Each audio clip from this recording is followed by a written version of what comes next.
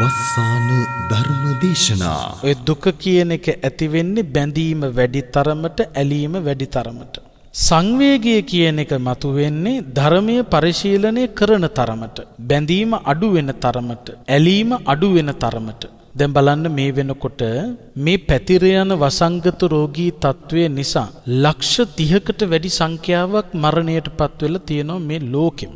මේ සිදුවෙච්ච මරණ පිළිබඳව දැනගන්නකොට අපේ හිතේ දුකක් කියන එකක් ඇති වුණේ නැහැ. දුකක් ඇති වුණෙත් නැහැ. එහෙමයි කියලා සතුටක් ඇති වුණෙත් නැහැ. එහෙනම් මොකද්ද අපේ හිතේ ඇති වුණේ? අපේ හිතේ ඇති වුණේ සංවේගය. දුකක් ඇති වුණා නම් අපේ ළඟම කෙනෙක් මැරුණා වගේ අපි දුක් වෙන්න ඕන.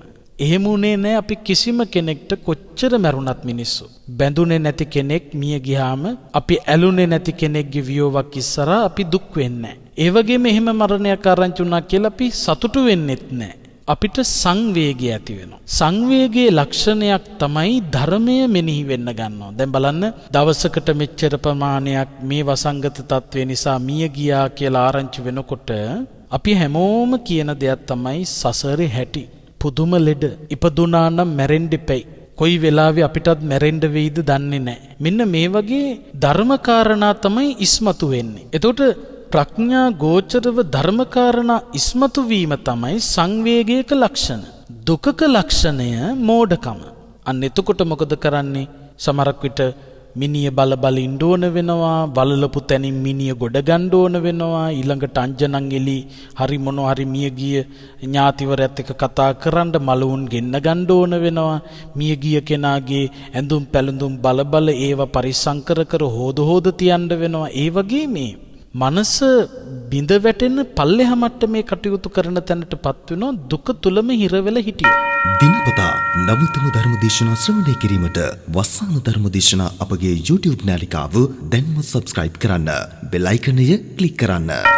වස්සාන ධර්ම දේශනා YouTube නාලිකාව ඔස්සේ ප්‍රචාරය වන මෙම සුමధుර ධර්මානුශාසනාව වෙනුවෙන් පින්බර දායකත්වයෙන් කටයුතු කළේ කුවෙට්ටි සේවයේ නියුතු අනුෂා ශාමලී කුමාරී මහත්මියයි. එතුමියගේ ප්‍රධාන අරමුණ වන්නේ මීට දෙමසකට පෙර දඹුල්ල වැලමිටියාව ප්‍රාථමික විදුහලේ 2 ශ්‍රේණියේ ඉගෙනීම ලැබූ සජිත් කුමාර මොනසිංහ 7 හැවිරිදි පුතණුවන් අකල් මරණයකට ගොදුරු වීම නිමිත්තෙන් ඔහුට පින් අනුමෝදන් කිරීම පිණිස වස්සාන ධර්ම දේශනා YouTube නාලිකාව ඔස්සේ ධර්ම දානමය පින්කමක් සිදු කිරීමයි. අද දේශකයන්න් වහන්සේ මහරගම ශ්‍රී වජිරඥාන ධර්මායතනයේ ආචාර්ය අතිපූජනීය ගල්කිස්සේ සෝමානන්ද ස්වාමීන් වහන්සේ.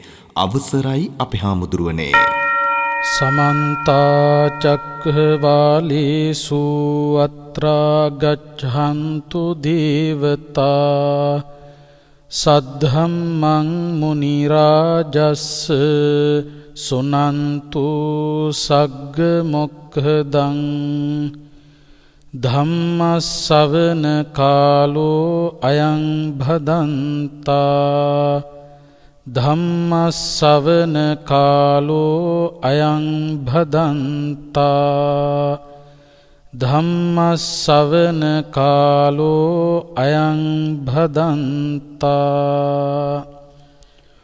නමෝ තස්ස භගවතෝ අරහතෝ සම්මා සම්බුද්දස්ස නමෝ තස්ස භගවතෝ අරහතෝ සම්මා සම්බුද්දස්ස නමෝ තස්ස භගවතෝ අරහතෝ සම්මා සම්බුද්දස්ස යතහාපි සීලා විපුලා නභං ආහච්ච පබ්බතා සමන්තානුපරියායෙය්‍යුං නිප්පෝතෙන්තෝ චතුද්දිසා එවං ජරාච මච්චුච්ච අධිවත්තන්ති පානිනේ කහත්තියේ බ්‍රාහ්මනේ වෙස්සේ සුද්දේ චණ්ඩාල පුක්ඛ කුසේ නකින්චි පරිවජ්ජේති සබ්බ මේවාභිමද්දති තී. ශ්‍රද්ධාවන්ත කාරුණික පින්වත්තුනි, සුපුරුදු පරිදි වස්සාන ධර්මදේශනා YouTube නාලිකාව ඔස්සේ ඔබ වෙත ගෙන එන දායකත්ව ධර්මානුශාසනාව ශ්‍රවණය කිරීමටයි කවුරුත් බලාපොරොත්තු වෙන්නේ. අද මේ උතුම් ධර්මානුශාසනාවේ සදැහැති දායකත්වය අරගෙන කටයුතු කරන්නේ කුවේට්හි සේවයේ නියුතු අනුෂා ශ්‍යාමලී කුමාරි මහත්මිය ඇතුළු පවුලේ පින්වත් පිරිස.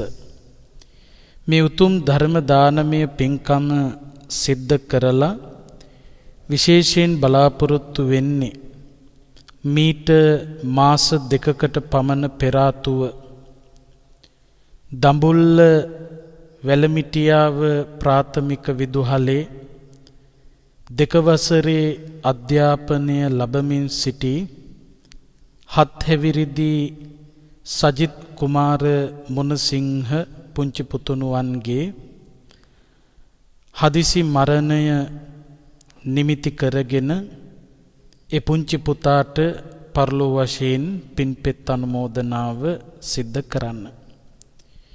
කාටත් සංවේදී බලාපොරොත්තුවක් තමයි අනුෂා ශ්‍යාමලී කුමාරි මහත්මිය අද මේ ධර්ම දේශනාව ශ්‍රවණය කරලා ධර්ම දානමය පින්කම සම්පූර්ණත්වයට පත් කරලා පින් අනුමෝදන් කරන්නට බලාපොරොත්තු වෙන්නේ.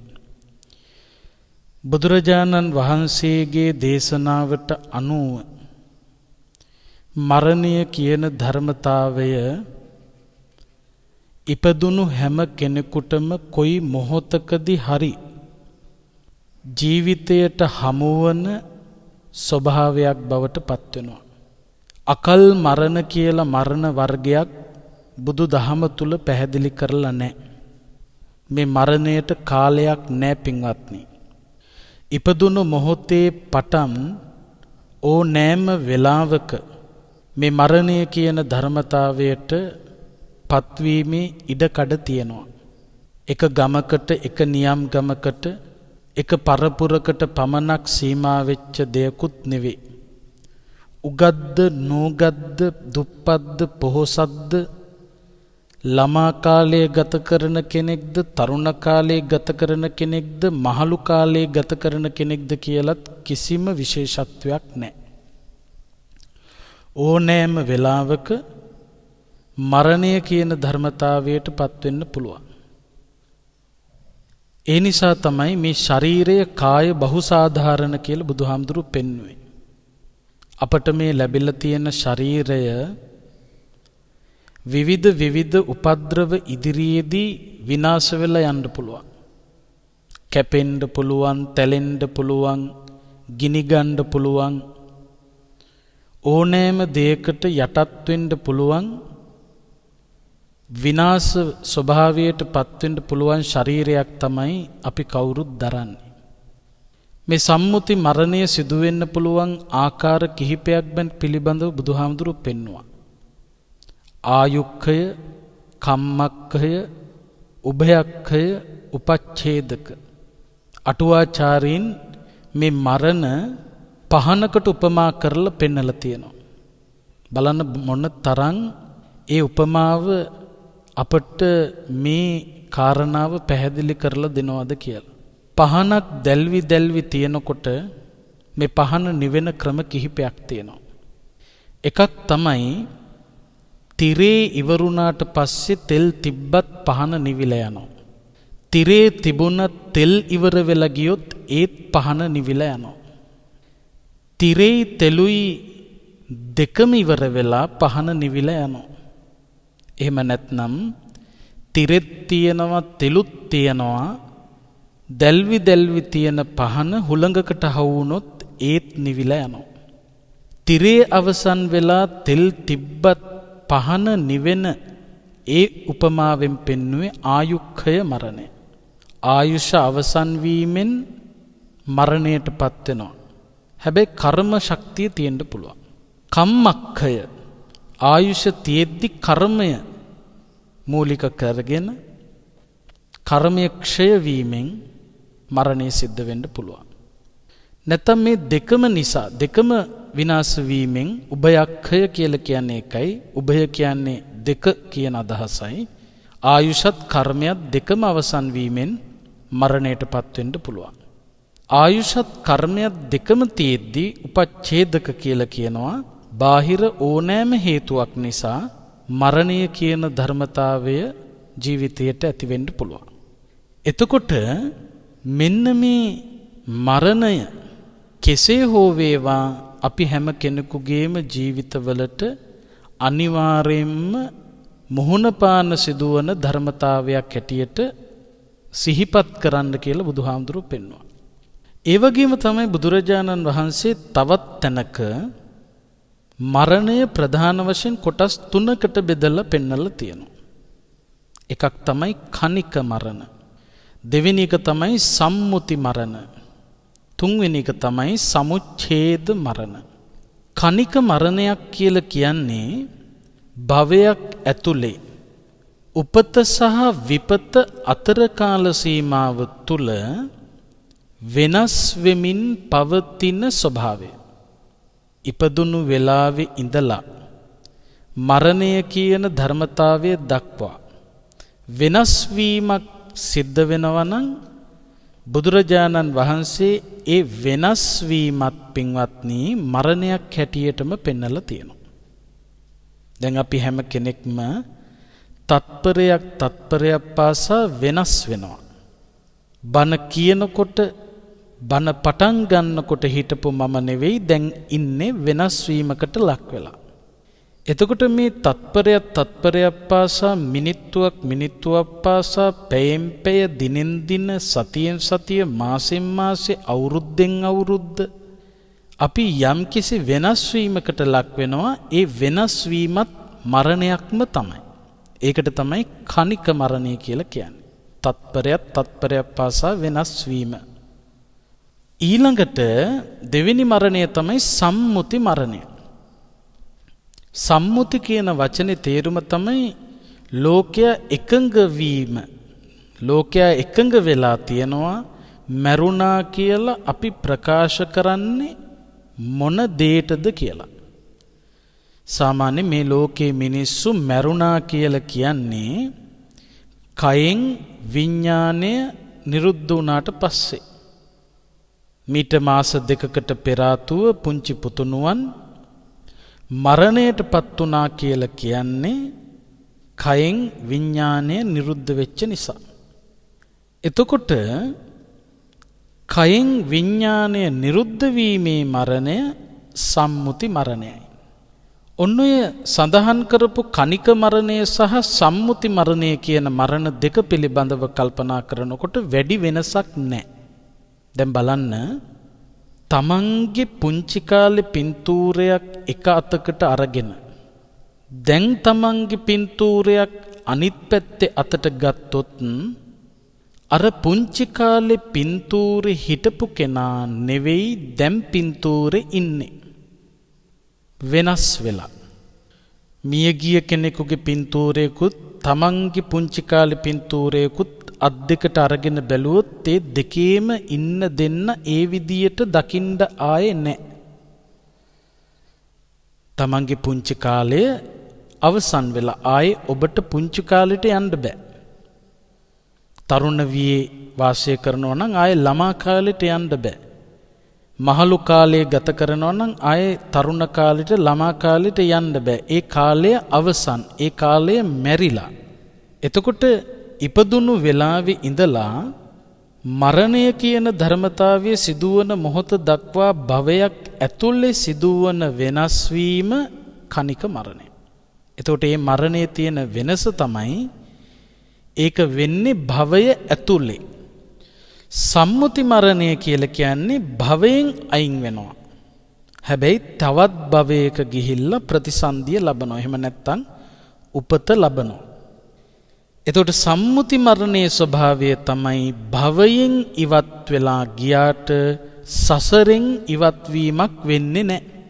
සසර තුල රැඳිලා ඉන්නවා. මේ භවයෙන් ගියාට තවත් භවයක උපතක් ලබනවා. මොකද හේතුව සසරේ උපදින්න හේතු වන තණ්හාව ක්ෂය නොකළ නිසා.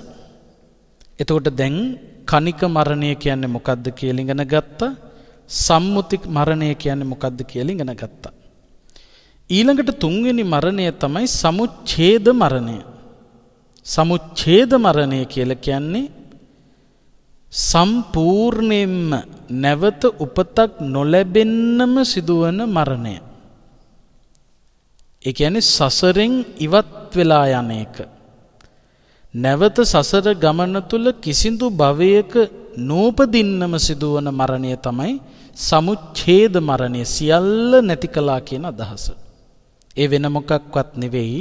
විදර්ශනාව ප්‍රගුණ කරලා යම්කිසි කෙනෙක් සසර ගමන තුල ඉපදෙන්න හේතු වන තණ්හාව දුරින්ම දුරු කරලා දැම්මනම් ඒ තණ්හාව දුරින්ම දුරු කළ අවස්ථාව නිවන සලසාගත්තු අවස්ථාව තමයි සමුච්ඡේද මරණය කියලා කියන්නේ. එතකොට සමුච්ඡේද මරණයෙන් මියදෙන තෙක් දැන් බුදුරජාණන් වහන්සේලාගේ පිරිනිවන සමුච්ඡේද මරණය. පසේ බුදුරජාණන් වහන්සේලාගේ රහතන් වහන්සේලාගේ පිරිනිවන සමුච්ඡේද මරණය. නැවත උපතකට යන්නේ නැහැ. අන්න ඒ සමුච්ඡේද මරණයෙන් මියදෙන තෙක් මේ සංසාර ගමන තුල අපි හැම කෙනෙකුටම විවිධ භවවල උපදින්න වෙනවා. ඒ භවවල උපදින නිසාම මරණය කියන ධර්මතාවයට මුහුණ පාන්න සිද්ධ වෙනවා. අපි නැවත නැවත උපදිනවා, නැවත නැවත මැරෙනවා. මේ ශරීර නැවත නැවත අමුසොහොන් වලට වැටෙනවා. අපි දරපු ශරීර කොච්චර මේ මහ පොළොවේ පස් වෙලා ඇද්ද? අනාදිමත් කාලයක ඉඳලා අපි කවුරුත් මේ සංසාර ගමන තුල දුක් විඳ විඳ සැරිසරනවා. ඒ නිසා තමයි බුදුරජාණන් වහන්සේ මේ සසරේ උරුම දුක දුරු කිරීම සඳහා නිර්වාණය සලසා ගැනීමේ ප්‍රතිපදාව තුල හැසිරෙන්න කියලා අපිට අනුශාසනා කළේ. අද ධර්මානුශාසනාවේ මාතෘකාවේ හැටියට තෝරගත්තේ සංයුත්ත නිකායේ කෝසල සංයුත්තේ සඳහන් වන පබ්බතූපම කියන සූත්‍රය.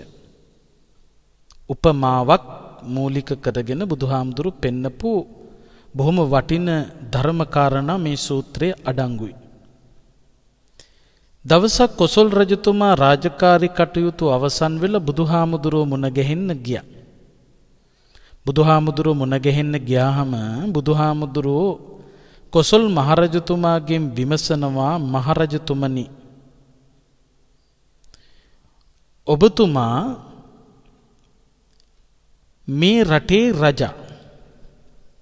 ඔබතුමාට ධනය තියෙනවා, ඔබතුමාට බලය තියෙනවා, ඔබතුමාට පරිවාර සම්පත්තිය තියෙනවා, ඕනෑම යුද්ධයකට චතුරාංගනී සේනාව ශක්තිමත්ව ඉන්නවා. මේ රටේ රජා හැටියට කොසල් රජතුමනි, ඔබතුමා මේ රාජ්‍යයට අයිති සතර දිසාවේ තොරතුරු දැනගැනීම සඳහා ඒ ප්‍රදේශවලට විශ්වාසනීය පණිවිඩකාරයෝ පත් කරලා තියෙනවා. දැන් කාලේ වගේ තාක්ෂණය දියුණු කාලයක් නෙවෙයි. රජතුමා පත් කරලා තියෙනවා ඒ දිසාවලට ඒ දිසාවල තියෙන ප්‍රශ්න තියෙනවා නම්, ගැටලු තියෙනවා නම් ඒවා රජතුමාට දැනගන්න පහසු වීම පිණිස. බුදුහාමුදුරුවෝ කොසල් මහරජතුමාගෙන් විමසනවා, මහරජතුමනි, දැන් ඔබතුමා හිතන්ඩ මේ වෙලාවේ උතුරු දිසාවෙන් ඔබතුමා තොරතුරු දැනගැනීම සඳහා පත් කරලා ඉන්න විශ්වාසනීය පණිවිඩකාරයා කලබලෙන් දුවගෙන ඇවිල්ලා ඔබතුමාට කිව්වොත් මහරජතුමනි මම මේ උතුරු දිසාවේ ඉඳලා එන්නේ අහස සිඹින තරම් මහ විශාල පර්වතයක් මහරජතුමනි පෙරලිගෙන ඔබතුමා ඉන්න දිසාවට ඇදීගෙන එනවා රජතුමනි කුමක් හෝ කරන්න කියලා ඔබතුමාගෙන් ඉල්ලීමක් කළොත් ඔබතුමා ගන්න ක්‍රියාමාර්ගය මොකක්ද? ඒ විතරක් නෙවෙයි මහරජ. දකුණු දිසාවෙනුත් ඒ විදියටම ඔබතුමාට තොරතුරු විශ්වාසයෙන් ප්‍රකාශ කරන පණිවිඩකාරයත් කලබලෙන් ඔබතුමා ළඟට ඇවිල්ලා කිව්වොත් මහරජතුමනි මම දකුණු දිසාවේ ඉඳලා මේ එන්නේ අහස සිඹින තරම් මහ පර්වතයක් පෙරලිගෙන ඇදීගෙන මුළු පලාතම වනසගෙන ඔබතුමා ඉන්න මේ දිසාවට පෙරලිගෙන එනවා රජතුමනි කුමක් හෝ කරන්න කියලා දකුණු පැත්තෙනුත් ඉල්ලීමක් ආවොත් ඒ විතරකුත් නෙවෙයි මහරජ නැගෙනහිර දිසාවෙනුත් බටහිර දිසාවෙනුත් ඒ දිසාවලටත් පත් කරලා ඉන්න විශ්වාසනීය පණිවිඩකාරයෝ ඒ පැතිවලිනුත් අහස සිඹින තරම් ඒ කියන්නේ මහ විශාල පර්වත පෙරලිගෙන මහ වනාන්තර සත්වයෝ විනාශ කරගෙන ඔබතුමා ඉන්න දිසාවට ඇදීගෙන එනවා මොකක් හරි කරන්න රජතුමනි කියලා ඉල්ලීමක් කළොත් ඒ කියන්නේ රජතුමාගේ සතර දිසාවෙන්ම මහ විශාල පර්වත හතරක් පෙරලිගෙන රජතුමා වෙතට ඇදිලා එනවා නම් බුදුහාමුදුරුවෝ විමසන්නේ මොකක්ද? රටේ රජා හැටියට ඔබතුමා ගන්න ක්‍රියාමාර්ගය මොකක්ද? ඔන්න පර්වත උපමා කරගනිමින් බුදුහාමුදුරුවෝ බොහොම වටින ධර්මකාරණා රැසක් මේ සූත්‍රෙදි පෙන්නනවා. ඒ නිසා තමයි පබ්බත කියන්නේ පර්වත කියන අදහසනේ. පබ්බතූපම පර්වත උපමා කොට ගනිමින් සිදු කරපු දේශනාව. සතර දිසාවෙන් පර්වත හතරක් පෙරලිගෙන එනකොට රටේ රජා හැටියට ඔබතුමා ගන්න ක්‍රියාමාර්ගය මොකක්ද කියලා විමසනකොට මහරජතුමා බුදුහාමුදුරුවන්ට උත්තර දෙනවා බුදුහාමුදුරුවනේ මම මේ රටේ රජා බව ඇත්ත අස්රිය පාබල කියන චතුරාංගනී සේනාවෙන් මම ශක්තිමත් බව ඇත්ත මට ඕන තරම් ධනය තියෙනවා බලය තියෙනවා ඒ බවත් ඇත්ත හැබැයි බුදුහාමුදුරුවනේ සතර දිසාවෙන්ම පර්වත හතරක් පෙරලිගෙන එනවා නම් ඒ පෙරලෙන පර්වත හමුවේ බුදුහාමුදුරුවෝ දේශනා කරපු ධර්මය හැර මට පිහිටක් ඇත්තේ නැහැ. මම කරන්නේ එකම එක දෙයයි බුදුහාමුදුරුවනේ බුදුහාමුදුරුවෝ දේශනා කරපු ධර්මය මෙනෙහි කරමින් ඉන්නවා. එයම පමණයි මට පිළිසරණ පිණිස පවතින්නේ. ඒ වෙලාවේ කොසල් රජතුමාගේ මේ පිළිතුරට බුදුරජාණන් වහන්සේ උත්තර දෙනවා හරියටම හරි මහරජ හරියටම හරි. පර්වත හතරක් සතර දිසාවෙන් පෙරලීගෙන එනකොට මේ උතුම් ධර්මය මෙනෙහි කරනවා හැර ඔබතුමාට ගන්න පුළුවන් ක්‍රියාමාර්ගයක් නැහැ. එහෙනම් මහරජ හොඳට මතක තියාගන්න. උතුරු දිසාවෙන් දකුණු දිසාවෙන් නැගෙනහිර දිසාවෙන් බටහිර දිසාවෙන් මේ වෙලාවේදී අහස සිඹින තරම් පර්වත හතරක් පෙරලීගෙන ඇදීගෙන ආවේ නැති වුණාට ජාති ජරා ව්‍යාධි මරණ කියන පර්වත හතර ඔබ වෙතට පෙරළෙමින් පවතිනවා. මේ ධර්මතා කොසල් රජතුමාට විතරක් නෙවෙයි බණ කියන මටත් බණ අහන ඔබටත් මේ හැම කෙනෙක් වෙතටම පෙරලෙන පර්වත හතරක්. ජාති ජරා ව්‍යාධි මරණ. මේ පෙරලෙන පර්වත ඉදිරියේ අපිට කරන්න පුළුවන් දෙයක් නැහැ. කරන්න පුළුවන් කියලා හිතාගෙන ඉන්න හැම උත්සාහයක්ම නිෂ්ඵල වෙලා යනවා. ප්‍රතිඵල සහිත නැහැ. ඒ ඔක්කොම ව්‍යර්ථ වෙලා යනවා. මේ ජාති ජරා ව්‍යාධි මරණ කියන ධර්මතාවලට නියත වශයෙන්ම මුහුණ පාන්න සිද්ධ වෙනවා. ඒ ධර්මතා ඉදිරියේදී නොසෙල්වී සිටින්න නම් ඒ ධර්මතා ඉදිරියේ ශක්තිමත්ව හිටගන්න නම් අපිට තියෙන එකම පිළිසරණ බුදුහාමුදුරෝ දේශනා කරපු ධර්මයේ පමණයි. යතහා පිසේලා විපුලා නභං ආහච්ච පබ්බතා සමන්තානු පරියායෙයුන් නිප්පෝ තෙන්තෝ චතුද්දිසා. සතර දිසාවෙන් මහා පර්වත හතරක් පෙරලිගෙන එනකොට බේරෙන්න බැරුව වගේ, ධර්මයේ පිළිසරණ පමණක්ම තියනවා වගේ, ඒවං ජරාච මච්චෝච අදිවත්තන්ති පානිනේ කත්තියේ බ්‍රාහ්මනේ වෙස්සේ සුද්දේ චණ්ඩාල පුක්කුසේ නකින්චි පරිවජ්ජේති සබ්බ මේවාභිමද්දති. ජරා මරණ ආදී මේ සඳහන් කරපු දුක් කිසිදු විශේෂත්වයකින් තොරව රටේ රජාට එක විදියකට, ඉහළ කුලවල අයට එක විදියකට, පහළ වුලවල අයට තවත් විදියකට, එහෙම කතාවක් නැහැ. හැමෝටම පොදුවේ මේ ධර්මතාවලට මුහුණ පාන්න සිද්ධ වෙනවා. බලන්න, මොනතරම් ධනෙ තිබුණත් මොනතරම් බලය තිබුණත් අපිට හිතන්න පුළුවන් අතීතයේ හිටපු අයට මොකද උනේ? මේ ලෝකේ විවිධ රාජ්‍යයන් අත්පත් කරගත්තු දක්ෂ අධිරාජ්‍යවාදීන් ඉඳලා තියෙනවා. අන්තිමේදී මොකද උනේ? ඒ අයටත් මිය දෙන්න සිද්ධ වුණා. මහා පින්වන්තයෝ, භාග්‍යවන්තයෝ, බුදු පසේ බුදු මහරහතන් වහන්සේලාත් පිරිනිවන් පෑවා. රාජ්‍ය මහා මාත්‍යවරු, සිටුවරු, මැති ඇමතිවරුත් මිය ගියා. ඒ තරම් පින්වන්ත බලවන්ත උදවියත් මිය ගියා නම් කාතෝ මා දිසකේ කතා, මං ගැන කවරනම් කතාවක්ද? එතකොට හැම කෙනෙකුටම උරුම වන ධර්මතාවය. මේකට වෙලාවක් අපට හරියටම කියන්න පුළුවන් කමක් නැහැ. ජීවිතං ව්‍යාධි කාලෝච දේහ නික්ඛේපනං ගති.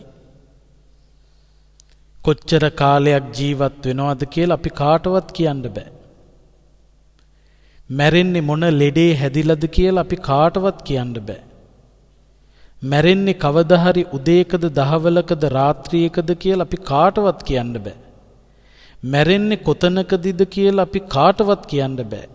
මැරිලා ගිහිල්ලා උපදින්නේ කොහෙදද කියලා අපි කාටවත් කියන්න බෑ. හැබැයි එකක් කියන්න පුළුවන් ස්ථිරවම, කොච්චර කාලයක් හෝ ජීවත් වෙලා මැරෙනවා. මොන ලෙඩක් හෝ හැදිලා මැරෙනවා. කවදා හරි උදේ දවල් රැ කොයි වෙලාවක හරි මැරෙනවා. කොතනකදී හරි මැරෙනවා. කොහේ උපදින්න හරි මේ භවයේ අවසානයක්, මරණයක් තියෙනවා. අන්න ඒ නිසා මේ මරණයේ ස්වභාවය පිළිබඳව අපි බුද්ධිමත්ව කල්පනා කළ යුතුයි, මෙනෙහි කළ යුතුයි. මරණයේ ස්වභාවය පිළිබඳව, ප්‍රියදේ සහ අප්‍රියදේ තුල අන්තර්ගත ස්වභාවය පිළිබඳව අපි හොඳට තේරුම් ගත්තා නම් අන්න එයම තමයි මේ වගේ අවස්ථාවක අපට හිත හදා ගන්න තියෙන්නේ. විශේෂයෙන් බලන්න, අද මේ ධර්මානුශාසනාවේ දායකත්වයේ දරන පින්වතුන්ගේ බලාපොරොත්තුව. මීට මාස 2කට පමණ පෙර දඹුල්ල වැලිමිටියාව ප්‍රාථමික විදුහලේ 2 වසරේ අධ්‍යාපනය ලැබමින් ඉඳපු 7 හැවිරිදි සජිත් කුමාර මුණසිංහ පුතුණුවන් නොසිතූ නොපැතූ මොහොතක මරණයට පත් වුණා. මෙන්න මේ වගේ සිදුවීමක් පිළිබඳව දැනගන්නකොට ඒ දෙමව්පියන්ට එය දරාගන්න බැරි වේදනාවක් බවට පත් වෙනවා. අපි කොච්චර ධර්මයේ දේශනා කළත් ඒ වියෝ දුක පාලනය කරගන්න, ඒ ඇනිලා තියෙන දුක නැමැති උල ගලවලා දාන්න ලේසි වෙන්නේ නැහැ. හැබැයි ධර්මය භාවිත කරන්න බුදුබණ ශ්‍රවණය කරන්න අනිත්‍ය ස්වභාවය පිළිබඳව මෙනෙහි කරන්න මරණයේ ස්වභාවය පිළිබඳව සිහිපත් කරන්න අපට මේ යථාර්ථය වටහා ගැනීමත් එක්ක මේ తත්වය දරා ගැනීමේ හැකියාව ඇති වෙනවා. දැන් අපට කරන්න තියෙන්නේ ධර්මානුකූලව මේ ස්වභාවය පිළිබඳව වටහාගෙන ඇති වෙලා තිබෙන දුක සංවේගයක් බවට පත් කර ගැනීමයි. දුක සංවේගයක් බවට පත් කරනවා කියලා කියන්නේ මොකක්ද? දුක කියන්නේ එකක්, සංවේගය කියලා කියන්නේ තව එකක්. සරලවම සඳහන් කළොත් දුක තුල තියෙන පින්වත්නි මෝඩකම. සංවේගය තුල තියෙන ප්‍රඥාව. එතකොට දැන් භික්ෂුන් වහන්සේලා පාංශුකූලවලට වැඩම කළාම, හත් දවසේ ධර්ම දේශනා සඳහා වැඩම කළාම නිතරම ඔබට මතක් කරන කාරණයක් තමයි දුක සංවේගයක් බවට පත් කරගන්න. බුදුරජාණන් වහන්සේත් අපට දේශනා කළේ දුක සංවේගයක් බවට පත් කරගන්න. මේ දුක සංවේගයක් බවට පත් කරගන්න නම් දුක කියන්නේ මොකක්ද, සංවේගය කියන්නේ මොකක්ද කියලා වටහා ගන්න ඕන. දුක තුල තියෙන්නේ මෝඩකම, සංවේගය තුල තියෙන ප්‍රඥාව. දැන් අපි බලන්න ඕන සැබවින්ම දුක තුල මෝඩකම තියනවද නැද්ද කියලා. බලන්න පින්වත්නි, අපි හැම කෙනෙක්ම දන්න දෙයක් තමයි බෞද්ධ වෙන්න පුළුවන්, අබෞද්ධ වෙන්න පුළුවන්, ජාති ආගම් කුල මල ભેදයකින් තොරව අපි හැමෝම දන්න දෙයක් තමයි මේ ලෝකේ උපදින හැම කෙනෙක්ම මරණයටපත් වෙනවා. ඒ වගේම තමයි කොයි වෙලාවේ මේ ස්වභාවයට මුහුණ පාන්න සිද්ධ වෙයිද දන්නේ නැහැ. මරණයට පත්වෙච්ච කෙනෙකුට නැවත පණ දෙන්න බෑ. මරණයට පත්වෙච්ච කෙනෙකුගේ මෘතදේහයක් ළඟට ගිහිල්ලා ඔළුව අත ගෑවට, කතා කළාට, ඇස් අරින්න කිව්වට, නැගිටින්න කිව්වට, හඬමින් කතා කළාට ඒ එකක්වත් ඇහෙන්නේ නැහැ, දැනෙන්නේ නැහැ. මේ කාරණා අපි හොඳට දන්නවා. හැබැයි බලන්න, අපි වැඩිපුරම ඇලුණු කෙනෙක්, අපි වැඩිපුරම බැඳුණු කෙනෙක්, අපි වැඩිපුරම ආදරය කරන කෙනෙක් මරණයට පත් වුණා කියලා ආරංචියක් අපට දැනගන්න ලැබුණාම, සමහරක් විට දොස්තර මහත්තයා ඇවිල්ලා අහවලාගේ ජීවිතය බේරගන්න බැරි වුණා, එයා මිය ගියා කියලා කියනකොට පින්වත්නි, කී දෙනෙක් දොස්තර මහත්තයා ළඟ වැඳ වැටි කියනවාද එහෙම කියන්න එපා දොස්තර මහත්තයෝ, කොහොම හරි බේරලා දෙන්න කියලා. මියගිය කෙනෙකුගේ ජීවිතයක් ආයෙත් අරගන්න බෑ කියලා දැන පණ දෙන්න බෑ කියලා දැන පණ දෙන්න කියලා ඉල්ලන තැන අපේ ප්‍රඥාවට මොකද වෙලා තියෙන්නේ කියලා පොඩ්ඩක් අපි විමසන්න ඕන.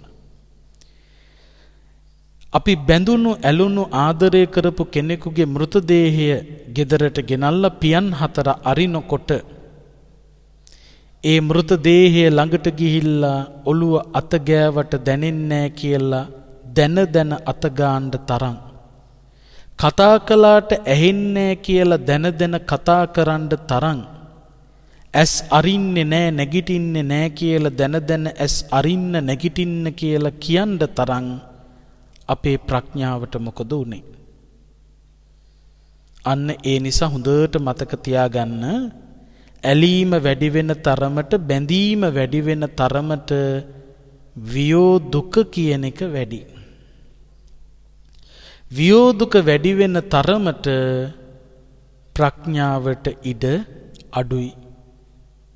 ඒ නිසා අපි ප්‍රවේශම් විය යුතුයි. ප්‍රඥාව අහිමිව ගියපු,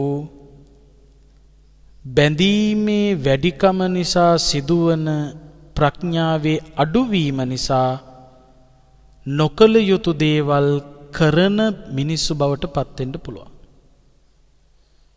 නොකළ යුතු දේ කරන මට්ටමට සමහරු දුක නිසාම ඒවා කරනවා. මුණ්ඩ රජතුමා කියලා රජෙක් හිටියා. තමන්ගේ භද්‍රා කියන දේවියට පුදුම තරම් ආදරයක් කළා.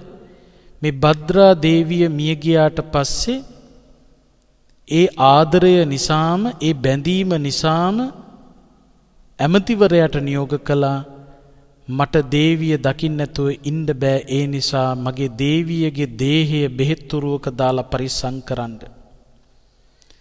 බලන්න පින්වත්නි මියගිය කෙනෙකුගේ දේහයක් පරිස්සම් කරන්න කියලා බල ඉන්න ඕන කියලා තියාගෙන ඉන්න මට්ටමකට වැටෙනවා කියන්නේ මොනතරම් මානසිකව දුර්වල වෙලාද?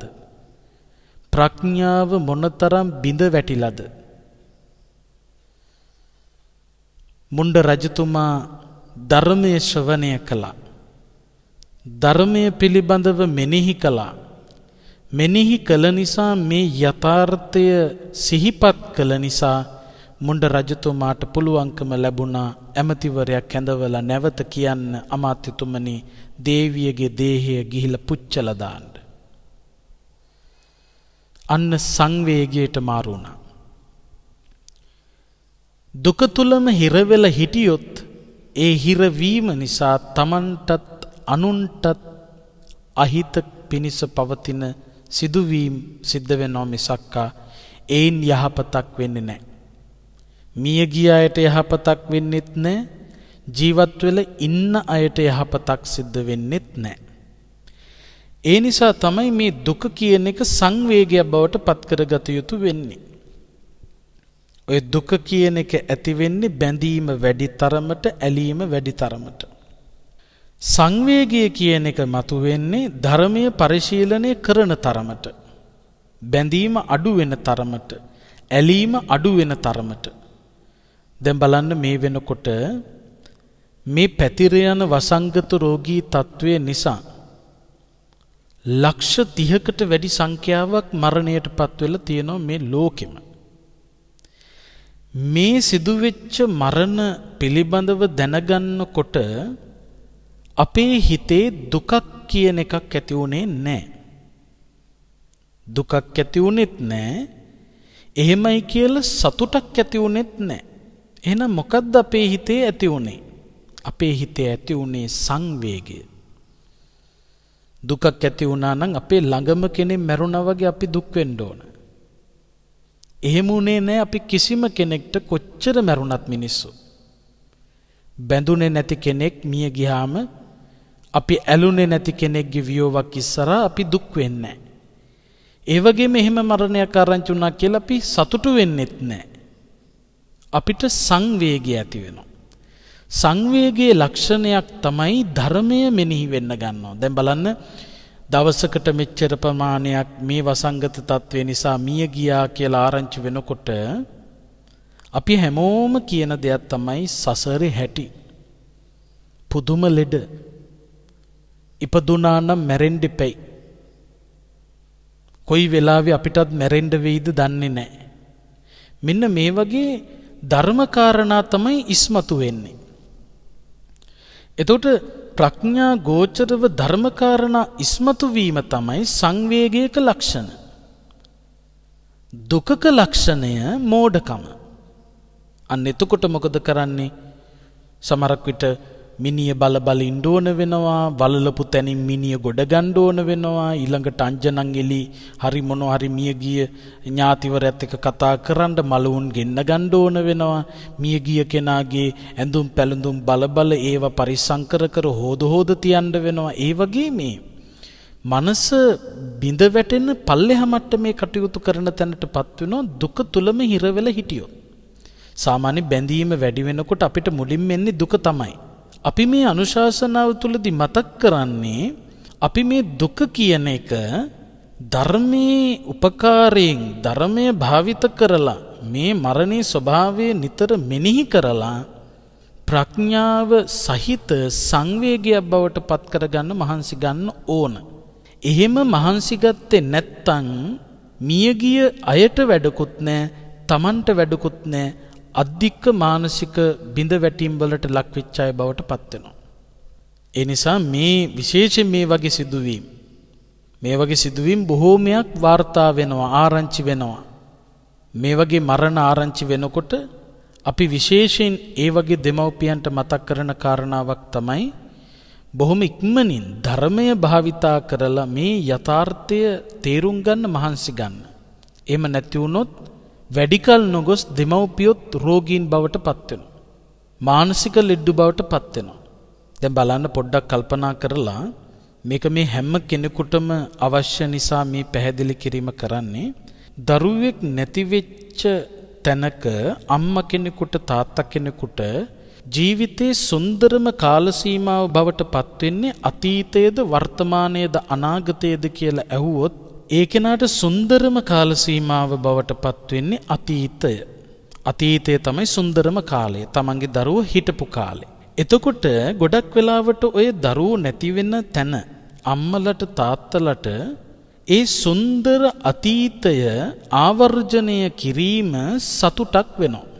අතීතය ආවර්ජනය කිරීම. එතකොට ගොඩක් වෙලාවට දෙමව්පියෝ මොකද කරන්නේ? රාත්‍රී කාලයේ නිින්ද නවත්තගෙන අතීතයත් එක්ක ජීවත් වෙන්න උත්සාහ කරනවා. ඒ අතීතයටනේ කැමති. එතකොට අතීතයත් එක්ක ජීවත් වෙන්න උත්සාහ කරනවා.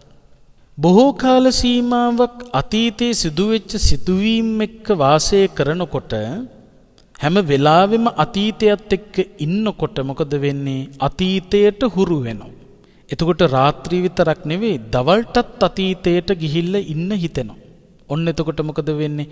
කෑම ටික කන්න බෑ, එදිනෙදා කරගෙන ගියපු කර්මාන්ත ටික කරන්න බෑ, වැඩ කටයුතු සියල්ලම අඩාල වෙනවා, පිරිසක් එක්ක ඉන්න බෑ, නිතරම බලන්නේ තනි වෙලා ඉන්න, මට පොඩ්ඩක් නිදහසේ ඉන්න දෙන්න, කල්පනා කරන්න ඉඩ දෙන්න කියා ඒ අය මොකද කරන්නේ? කල්පනා කරන්නේ අතීතය ගැන. හොඳට මතක තියාගන්න අතීතයත් එක්ක වාසය කරන්න මානසික දුර්වලතා ඇති වෙනවා. නිින්ද නැති වෙනකොට, කණ්ඩ බැරි වෙනකොට ඊළඟට ඒ පැත්තෙනුත් කායික දුර්වලතා මතුවෙනවා. අතීතයම නිතර ආවර්ජනය කරන්න ගියාම දුක කියන එක මතුවෙනවා. එතකොට එක පැත්තකින් මනස දුර්වල වෙනවා, තව පැත්තකින් කය දුර්වල වෙනවා. යම්කිසි මිනිසෙකගේ කයයි මනසයි මේ දෙකම දුර්වල වෙනවා කියන්නේ ඒ කෙනාගේ ජීවිතය අසාර්ථක වෙනවා. කළ යුතු කාර්ය නෙවෙයි ඊට පස්සේ කරන්නේ. ඒ නිසා අපි බොහොම හොඳින් කල්පනා කරන්න ඕන දැන් අපිට ඇවිල්ලා තියෙන දුක. ඇයි මේ දුක මතුවෙලා තියෙන්නේ? අපි වැඩිපුරම ආදරය කරපු කෙනෙක් තමයි අපිට නැති වෙලා තියෙන්නේ. අපි වැඩිපුරම බැඳිලා හිටපු කෙනෙක් තමයි අපිට අහිමි වෙලා තියෙන්නේ. එහෙනම් මේ වගේ වෙලාවකදී, මේ වගේ පීඩනයකදී අපිට ලබා ගන්න පුළුවන් හොඳම උත්තරය තමයි ධර්මානුකූල පැහැදිලි කිරීම. මේ ස්වභාවය ගැන, මරණයේ හැටි, ඕනෑම කෙනෙකුට උරුම වෙන්න පුළුවන් ධර්මතාවයක්, මේකට වයස් ભેදයක් නැහැ. මෙන්න මේ මරණයේ ස්වභාවය ඔබ නිතර මෙනෙහි කරනවා නම්, හොඳ හැටියට මෙනෙහි කරනවා නම්, අන්න ඒ මෙනෙහි කිරීම තුලින් අපට ලොකු ශක්තියක් ඇති වෙනවා දුක සංවේගය බවට පත් කරගන්න. සාමාන්‍යයෙන් කාලයාගේ ගතවීමත් එක්ක බණ අහන්න ඒ සංවේගය කියන එක මතුවෙනවා. මේක එකපාරට කරන්න පුළුවන් දෙයක් නෙවෙයි.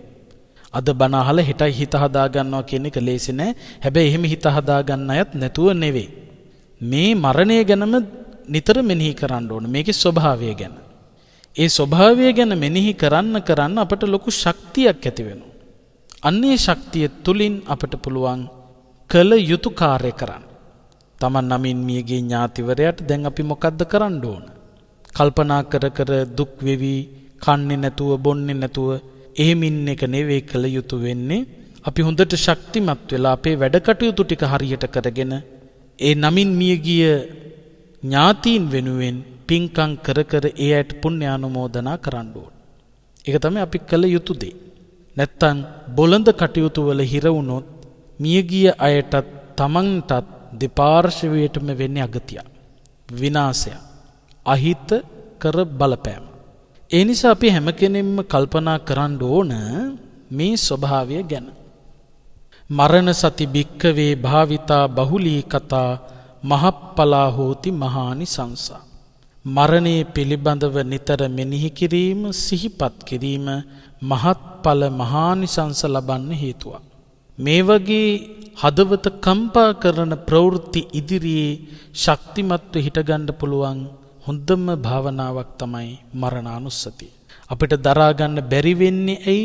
අපි මේ අවබෝධය නැති කර ගැනීම නිසා. අවබෝධය ඇති කර ගන්න පුළුවන් නම් එතනදී අපිට මේවා දරා ගැනීමේ හැකියාව තියෙන. ඕන තරම් මේ සමාජයේ හොඳට බණ අහන්න ඒ தত্ত্ব දරා ගැනීමේ හැකියාව තියෙනවා. ඒ නිසා මේ ස්වභාවයන් අපි දරා ගනිමින් කළ යුතු කාර්ය කරන තැනට තමයිපත් වෙන්න ඕන.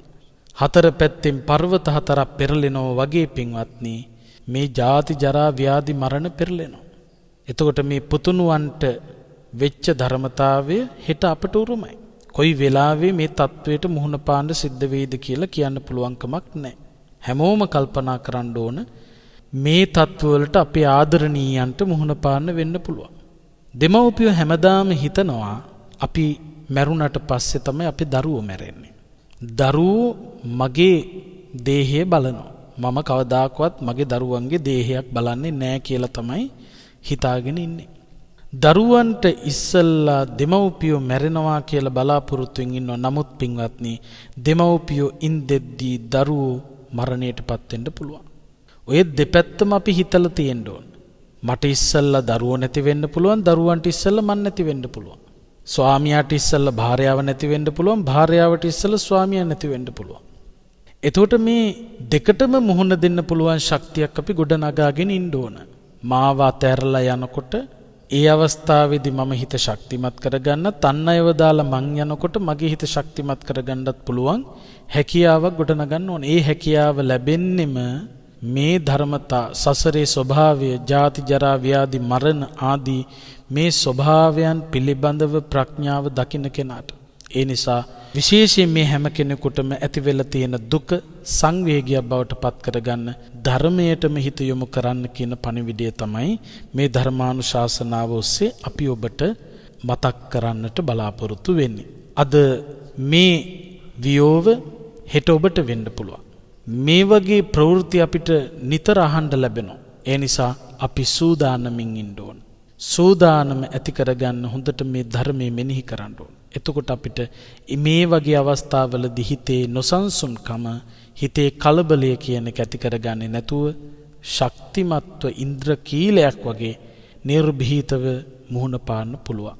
ඒ නිසා තම තමන්ගේ හිත සුවපත් කරගන්න, මේ සසරේ උරුම දුක දරාගන්න, ශක්තිමත්ව දරාගන්න මේ උතුම් ධර්ම දේශනාව ඔබට, අපට, රටට, ලොවට යහපත පිණිසම පවතිවා.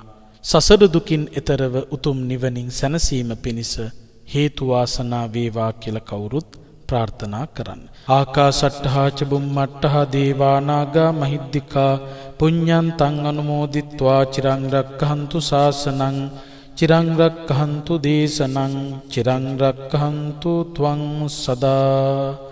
අද මේ උතුම් ධර්මානුශාසනාවේ සදැහැති දායකත්වය අරගෙන කටයුතු කරන්නේ කුවේට්හි සේවයේ නියුතු අනුශාශ්‍යාමලී කුමාරි මහත්මිය ඇතුළු පවුලේ පින්වතුන් එයත් බලාපොරොත්තු වන විදියට ධර්ම ශ්‍රවණය කරලා ධර්ම දානමය පින්කම ඉතාම හොඳින් සම්පූර්ණ කරලා මෙහෙම ආකාරයකින්ම රැස් කරගත් සකල කුසලානිසංස මීට මාස 2කට පමණ පෙර ආතුව දඹුල්ල වැලිමිටියාව ප්‍රාථමික විදුහලේ 2 වසරේ අධ්‍යාපනය ලැබමින් හිටපු 7 හැවිරිදි සජිත් කුමාර මුණසිංහ පුංචි පුතාට පරලොව ගමන සැපවත් කරගන්න, සසර වසනතුරු නිවන් දකින්නතුරු මෙවන් මරණයකට ගොදුරු නොවි පරමායුෂ භුක්ති වින්දනය කරන්න මේ උතුම් පින හේතු වාසනා වේවා. ඒ ඇතුළු කොට ඇති නමින් මියගිය යම් තාක් ඥාතිතයිෂින් වෙත්නම් එම් ආර්යදාස පියාණන් ඇතුළු නමින් මියගිය සියලුම ඥාතීන් මේ පින් අනුමෝදන් වේවා. අනුමෝදන්ව ඔවුන්ගේ භවගමන් සුවපත් කරගනිත්වා, සසර දුකින් එතරව උතුම් නිවනින් සැනසෙත්වා කියන අදහසින් අපි මියගිය ඥාතීන්ට පුණ්‍ය අනුමෝදනා කරමු. ඉදම්මේ ඥාතීනං හෝතු සුඛිතා හොන්තු ඥාතයෝ ඉදම්මේ ඥාතීනං හෝතු සුඛිතා හොන්තු ඥාතයෝ ඉදම්මේ ඥාතේනං හෝතු සුඛිතා හොන්තු ඥාතයෝ. සම්‍යක් දෘෂ්ටික දෙවියෝ මේ පින් අනුමෝදන් වේවා. රට ජාතිය සම්බුද්ධ ශාසනය යෙහෙන් රකේවා. කුවේට්ටි සේවයෙන් නියුතු අනුෂා ශ්‍යාමලී කුමාරි මහත්මියටත් අසනීප තත්වයේ සිටින හීන් අම්මා කිරියම්මටත් ජී කරුණාදාස පියාණන්ටත් නිදුක් නිරෝගී සුවපත් භාවයේ කායික මානසික සුවය සැලසේවා. මේ උතුම් ධර්මානුශාසනාව අන්තර්ජාලය හරහා ශ්‍රවණය කරන පින්වත් සියලු දෙනාටමත් නිරතුරුවම මෙවැනි උතුම් ධර්මදේශනා ඔබට ශ්‍රවණය කරන්න ඉඩකඩ සලස්වා දෙන වස්සාන ධර්මදේශනා YouTube නාලිකාවේ පින්වත් අපේ ගායන දුෂ්‍යන්ත මහත්මයා ඇතුළු පවුලේ හැමෝටම කාර්ය මණ්ඩලයේ පින්වතුන්ට නිදුක් නිරෝගී සුවපත් භාවයේ කායික මානසික සුවය සලසා දෙත්වා. ඒ වගේම මේ පැතිර යන වසංගත රෝගී තත්ත්ව ඉදිරියේ රෝග නිවාරණ සංග්‍රාමයේ යෙදී සිටින පින්වත් අපේ වෛද්‍ය කාර්ය මණ්ඩලයට, හෙද කාර්ය මණ්ඩලයට, ඔබව අපිව රකින ත්‍රිවිධ හමුදාවේ පොලිසිය පින්වතුන්ට, අසනීප තත්ත්වවලට පත්වෙච්ච රටවැසි ලෝවැසි සියලු දෙනාටම දෙවියන්ගේ ධාර්මික රැකවරණින් කායික මානසික සුවය සැලසෙත්වා. දෙවියොත් පතන බෝධියකින් මේ පින් අනුමෝදන්ව උතුම් නිවනින් සැනසෙත්වා කියලා අපි දෙවියන්ටත් පින් දෙමු. එත්තාවතාච අම්හෙහි සම්භතම් පුඤ්ඤ සම්පදං සබ්බේ දේවානුමෝදන්තු සබ්බ සම්පත්ති සිද්ධියා. එත්තාවතාච අම්හෙහි සම්භතම් පුඤ්ඤ සම්පදං සබ්බේ දේවානුමෝදන්තු සබ්බ සම්පත්ති සිද්ධියා. එත්තාවතාච අම්හෙහි සම්භතම් පුඤ්ඤ සම්පදං සබ්බේ දේවානුමෝදන්තු සබ්බ සම්පත්ති සිද්ධියා. බලාපොරොත්තු වෙච්ච පින්කම් ඉතාම හොඳින් සම්පූර්ණ කළා. මේ හැම ආකාරයකින්ම රැස් කරගත් සකල කුසලානිසංසයන්ගේ බල මහිමෙන් මාස දෙකකට පෙර මිය පරලෝසපත් ආදරණීය සජිත් කුමාර මුණසිංහ පුංචි පුතා ඇතුළු නමින් මියගිය සියලුම ඥාතීන්ටත් අප සියලු දෙනාටමත් සසර දුකින් එතරව ගෞතම බුද්ධ ශාසනයේදීම උතුම් නිවනින් සැනසීම පිණිසම හේතු වේවා, වාසනාව වේවා කියලා සාදු කියලා නිවන් ප්‍රාර්ථනා කරන්න. ඔහොම වන්දනා කරගන්න. අභිවාදන සීලිස්ස නිච්ඡං වද්ධාපචායිනෝ චත්තාරෝ ධම්මා වඩ්ඩಂತಿ ආයුවන්නෝ සුඛං බලං ආයුරාෝග්‍ය සම්පatti සග්ග සම්පatti මේවච අතෝ නිබ්බාන සම්පatti මිනාතේ සමිජ්ජතු. වස්සාන ධර්මදේශනා YouTube නාලිකාව ඔස්සේ ඔබ ඒ ශ්‍රවණය කළේ මීට දෙමසකට පෙර දඹුල්ල වැලමිටියාව ප්‍රාථමික විදුහලේ දෙවැනි වසරේ ඉගෙනුම ලැබූ සජිත් කුමාර මොනසිංහ හත් හැවිරිදි පුතණුවන් අකල් මරණයකට ගොදුරු වීම නිමිත්තෙන් ඔහුට මතු භවයන්හිදී අකල් මරණවලට ගොදුරු නොවීම පිණිස දානයන් අතර උතුම් වූ දානය ධර්ම දානමය පින්කමක් සිදු කිරීමයි. ඒ වෙනුවෙන් පින්බර දායකත්වයෙන් කටයුතු කළේ කුවේට්ටි සේවයේ නියුතු අනුෂා ශ්‍යාමලී කුමාරී මහත්මියයි. එතුමියටත් සිදු කරගත්තා වූ ධර්ම දානමය කුසලයේ අනුභවයේ බලයෙන් ප්‍රාර්ථනීය බෝධියකින් නිවන් අවබෝධය පිණිසම මෙම ධර්ම දානමය කුසලය හේතු වාසනා වේවා. ධම්මසූ ඔබ සැමට සම්මා සම්බුදු සරණයි.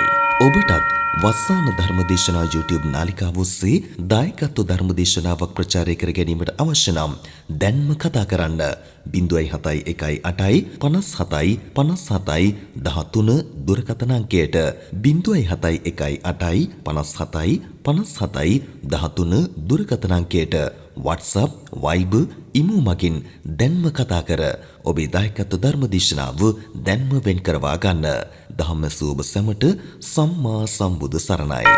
දිනපතා නවතම ධර්මදේශනා ශ්‍රවණය කිරීමට වස්සාන ධර්මදේශනා අපගේ YouTube නාලිකාව දැන්ම subscribe කරන්න. බෙල් අයිකනය ක්ලික් කරන්න.